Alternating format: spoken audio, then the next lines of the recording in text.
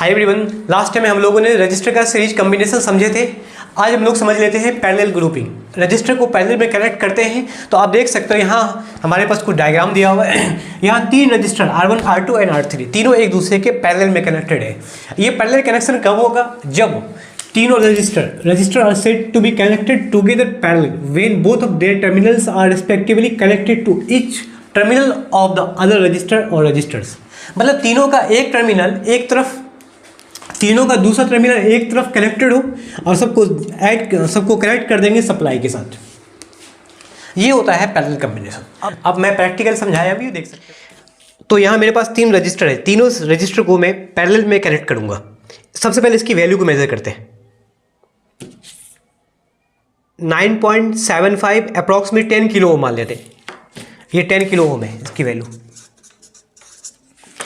Second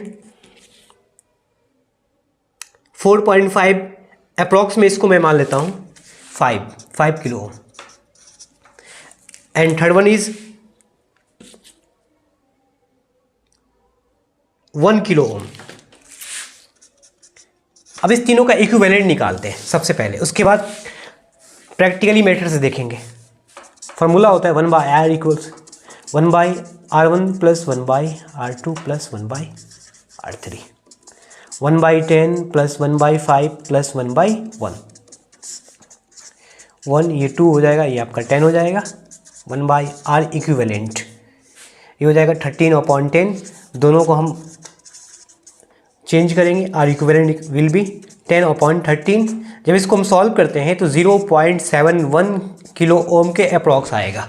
तो इस तीनों का इक्विवेलेंट ये आया कैलकुलेशन मेथड से। अब मैं इसको तीनों को पैरेलल में कनेक्ट करते हैं तो तीनों का इंड एक साथ होगा।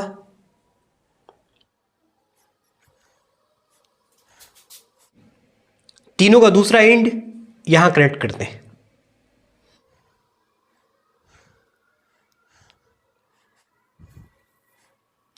तो फाइनली पैरेलल कनेक्ट हो गया।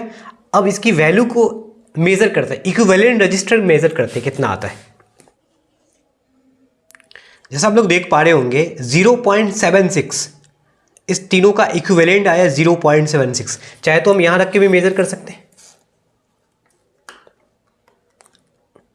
देखेंगे 0.76 आया, अप्रॉक्स में 0.71 है। ये वैल्यू इसलिए थोड़ा सा कम हुआ क्योंकि हम जो यहाँ लिए थे वो 4.5 समथिंग अप्रॉक्स वैल्यू लिए थे, तो आंसर हमारा लगभग सेम आ रहा है। तो आपने देखा जब तीनों रजिस्टर को पैरेलल में कनेक्ट किया है तो तीनों का इक्विवेलेंट मैंने निकाला। अच्छा, इसमें एक कंडीशन याद रखिएगा कि जो पैरेलल कॉम्बिनेशन होता है इसमें करंट सेम नहीं होता है। इन पैरेलल कॉम्बिनेशन में क्या होगा, current is not same, current same नहीं होता है। तीनों ब्रांचेस से होकर अलग अलग करंट फ्लो करेगा। हाँ, सब जो पोटेंशियल होता है, सप्लाई होता है, वो सेम होता है। Potential is same. इसका रीजन क्या है? जब करंट को हम सप्लाई, सपोज यहाँ कोई सप्लाई कनेक्ट कर दिया, अगर करंट को सप्लाई से निकालते हैं तो इस पॉइंट पे आगे, इस जंक्शन पे आगे करंट तीन अलग अलग भागों में डिवाइड हो जाएगा। डिपेंड करेगा, हाँ हो सकता है कि मेरे पास 10 एम्पेयर का करंट है, ठीक है, ये तीन अलग, ये 9 एम्पेयर का करंट सपोज, तो आपको लगता होगा कि 3 एम्पेयर के अकॉर्डिंग वो तीनों बंटवारा हो जाएगा, लेकिन ऐसा नहीं है। वो डिपेंड करता है रजिस्टर की वैल्यू पर। जितना ज़्यादा पढ़ा भी है, रजिस्टर क्या होता है, जो करंट को फ्लो होने से रोकने का काम करेगा, opposes the flow of current. मैंने एक बल्ब भी लगाया था एक रजिस्टर के अक्रॉस में, तो वो बल्ब का ग्लो कम हो जाता है। जैसे जैसे रजिस्टर की वैल्यू को मैं बढ़ाऊंगा वैसे वैसे बल्ब का ग्लो कम होगा, इन द सेंस कि उससे होगा जो करंट की वैल्यू होगी वो कम हो जाएगी। जितना ज़्यादा ओम का रजिस्टर लगाएंगे उतना ज़्यादा करंट फ्लो, उतना कम करंट फ्लो होगा। तो अगर सेम रजिस्टर लगा रखे हैं, सेम वैल्यू लगा रखे हैं, तो तीनों से होकर सेम करंट फ्लो होगा। 3 जगह बंटवारा हो जाएगा। अगर ज़्यादा का रजिस्टर है, कम वैल्यू भी है, तो जो कम वैल्यू का रजिस्टर होगा उससे ज़्यादा करंट फ्लो करेगा, जो ज़्यादा वैल्यू का रजिस्टर होगा उससे कम करंट फ्लो करेगा। ये होता है, ठीक है।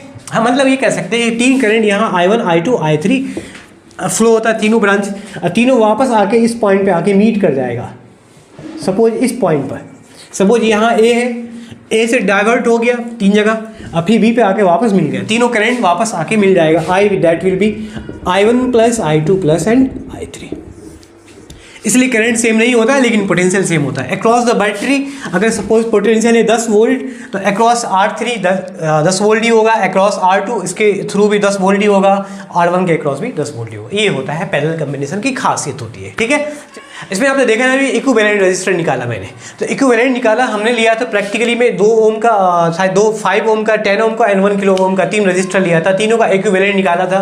तो इसका मतलब है इक्विवेलेंट के लिए जो फार्मूला होता है वो ये होता है R1/R equivalent equal that will B R1 plus 1/R1 plus 1/R2 plus and 1/R3। इस फार्मूले से आप निकाल सकते हो, ठीक है। वैसे और भी रजिस्टर मेरे पास है, अलग अलग वैल्यूज़ की रजिस्टर है, अब सभी के साथ हम ये एक्सपेरिमेंट कर सकते हैं। तो बस ज़्यादा इसमें कुछ खास है नहीं। पैरेलल में यही होता है कि तीनों रजिस्टर का जो सम होता है, तीनों रजिस्टर का जो इक्विवेलेंट होता है उसकी वैल्यू प्रत्येक इंडिविजुअल से, हर एक इंडिविजुअल रजिस्टर से ज़्यादा कम होता है ना।